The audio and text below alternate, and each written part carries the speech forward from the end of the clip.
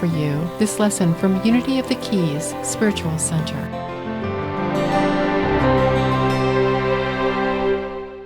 Hi, everybody. My name's Carolyn Sullivan. I know a lot of you, and I love you all. I'm here to offer a lesson today with Chris and Phil and Sherry and everybody who's helping out, and Larry.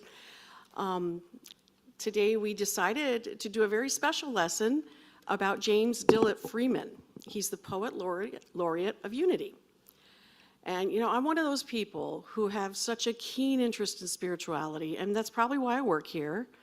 I love to study consciousness studies, to study about all the spiritualities. I go through life with this feeling of, why am I here? What is this power, this presence that I feel? What can make my life more authentic and therefore more meaningful? So because of my curiosity, I often read a lot of the spiritual books that I find, and many of them are in the Unity bookstore here in the office, and I enjoy them. You know, Myrtle and Charles Fillmore started the Unity movement in 1889, when the New Thought, Christianity and spirituality, was just forming. Charles Fillmore became well known for his incredible metaphysical interpretations of scriptures from the Bible. And Myrtle's ability to self-heal is an integral part of why there was a Unity even started. She's a great self-healer, and her story is amazing.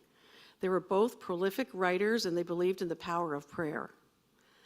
However, there were many other leaders, many other teachers in the movement who helped share and grow Unity through their teachings and presence through the years. There are reverends and writers and musicians and poets and students, and some of the names, of course, are first off Myrtle and Charles and their family, especially their son Lowell. He was very involved with Unity. You may have heard some of these names if you follow Unity some. Martha Smock, Eric Butterworth, Emily Cady, Catherine Ponder, Jim Rosemergy, Robert Brummett.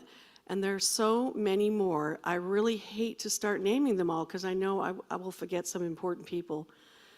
But they've contributed so much to Unity. And I fear, I don't want to leave a name out, but I just thought of one that I remember, Reverend Avery Toms. We know that one, yes? Yes. But for today, I just decided to concentrate on James Dillet Freeman and tell you a little bit about his amazing life. Oh, wait a minute, I got the... That's Myrtle and Charles. I forgot to show you that one. You may have seen that. James Dillet Freeman.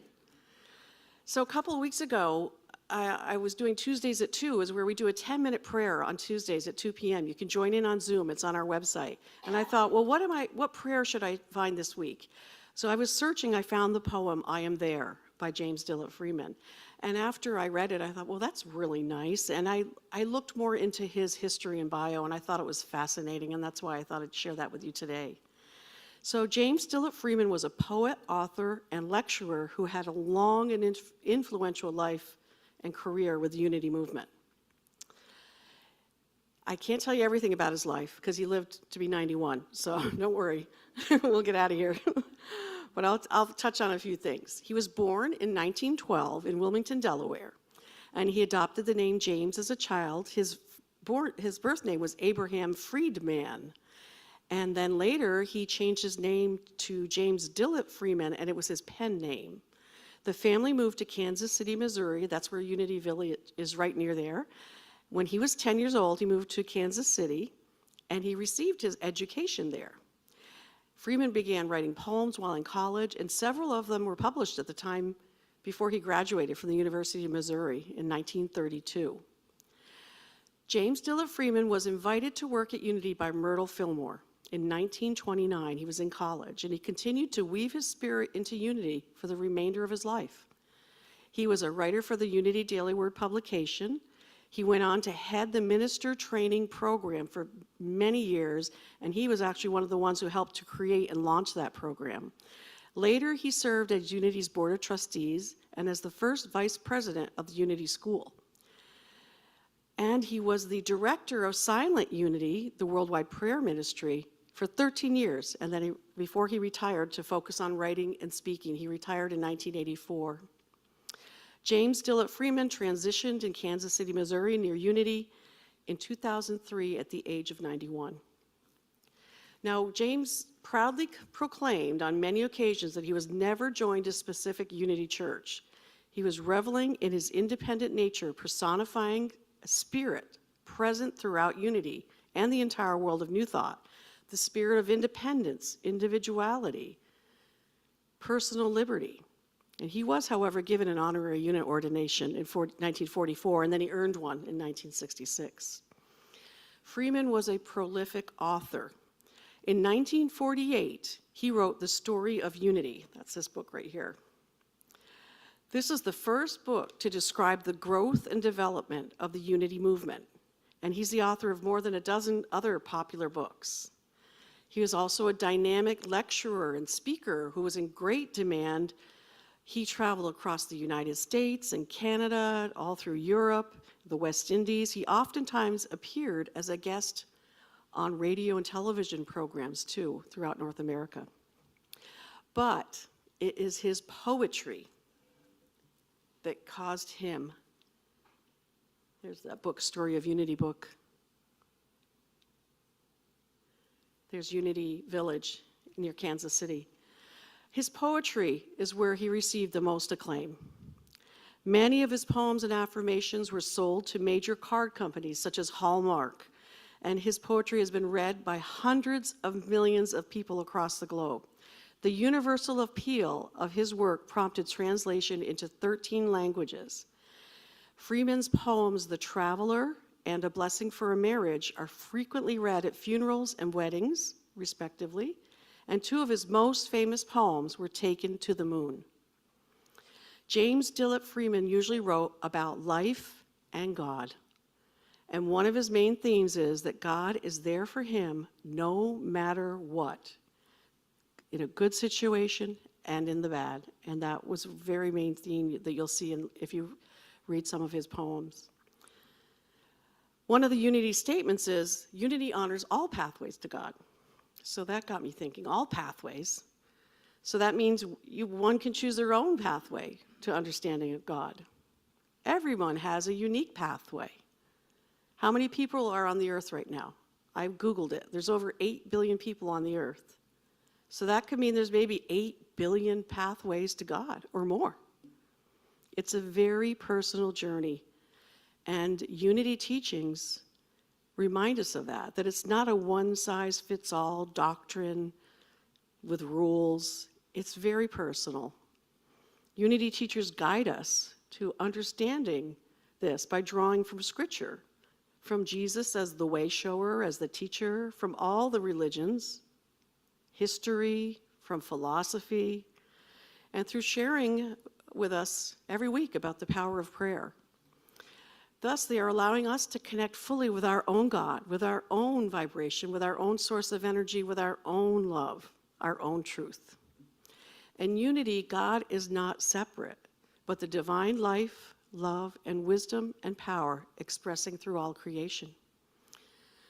So God is not necessarily that image of a distant judgmental male up in the sky, the deity in the sky. God is not wrath or punishment, but the energy, it's an energy of unconditional love. And this is what Jesus personified and how he lived his life. He was our teacher. Many of these expressions of God resonate with us here at Unity of the Keys already, because we're so appreciative of Reverend Debree's teachings. She reinforces our very personal understanding of this loving, ever-present spirit. And as I was reading about James Dillet Freeman and Unity, the word metaphysical comes up so often. Come on. Will you go to the next slide, Coy? Let's touch upon metaphysical. Metaphysical. Since Unity teachers, including James Dillet Freeman, metaphysically interpret passages from the Christian Bible and from other religions, metaphysical often refers to what lies beyond the physical senses, which really translate to meta, out of or beyond the physical world. So we could say our concept of God is metaphysical, beyond the physical. We cannot see or touch, but we may experience it intuitively such as in the soul, or universal energy, or the presence of divinity. For me personally, it's like an incredible energy field. It's a presence or a vibration, a frequency, or an electrical current, or of authenticity and love. It's when I feel that, I'm my authentic true self, my divine purpose, or the I am. But people really need physical proof. A lot of people say, wait a minute, how do you create proof from the metaphysical? It's beyond the physical. Well, scientists remind us all the time that we're all made of energy. The entire universe is made of energy. And that is metaphysical to us because it's beyond the physical for most of us. But we believe it from the scientists and their studies. But let me ask you this. If I could pick up a cell phone right now and do you think I could video talk to my husband's family in Italy, which is over 4,000 miles away, without connection or wires? Could I do that? Yes. Yeah. I mean, that's wild. That's metaphysical. To me it is. Maybe not to the scientists, but to me it is. Yeah, we can do that. And we all accept it. We accept that. We do it all the time. Cell phone, Wi-Fi, all of these things that happen. So I'm thinking, we really don't have time to explain the highly metaphysical process of how that works. But to me, this is kind of an example that is out of the physical world. We don't feel it, see it, or touch it. It's very miraculous in a way. If that kind of energy frequency can occur, and we all know it does from the scientists, it's everywhere around us, I think there could also be a frequency of love, the energy of God's presence, a love vibration, a divine, powerful, loving frequency that's expressing through all creation. It's been written about for thousands of years. There's my cell phone. So we have that frequency, and we have that frequency like the cell phones have. It's God's vibration. But unlike a cell tower, it's always present, everywhere. You can connect to it. And the best part is you don't have to get a subscription, right? So many scientists are currently studying this powerful consciousness-changing energy fields through quantum physics, but that's for another talk. We just need to listen to ourselves in order to tune into this vibratory field. And that is why Reverend Avery's lessons last month on contemplative practices were very helpful. If we embrace mindfulness and stillness to intentionally create moments of quiet and peace, we can focus our attention on this presence and this power. James Dillet Freeman's writings and teachings are about God and about unity. And as we listen to his words, please use the word God that is metaphysically appropriate for yourself, for your own understanding. One of his best-known lines sums up his view. God is not far away in the sky.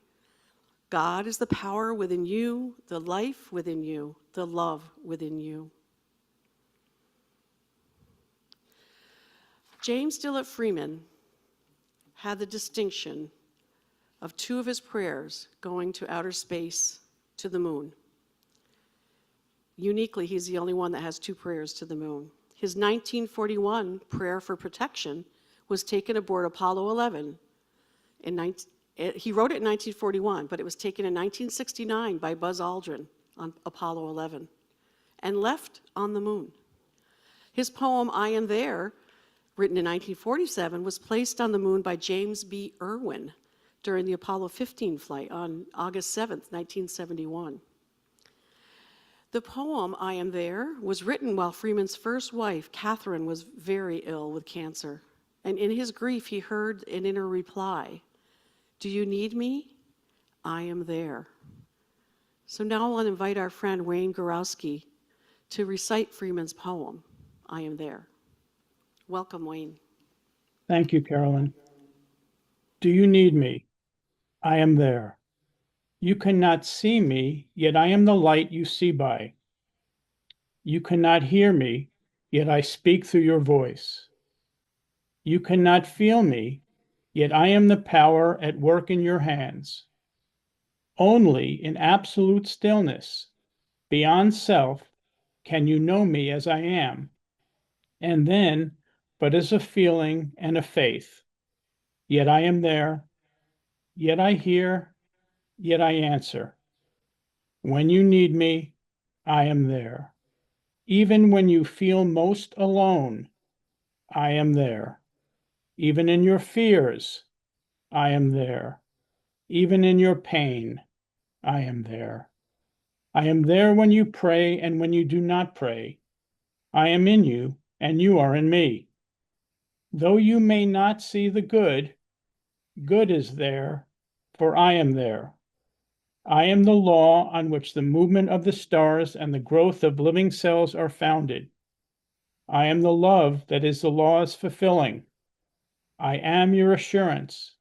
I am your peace. I am one with you. I am. Though you fail to find me, I do not fail you.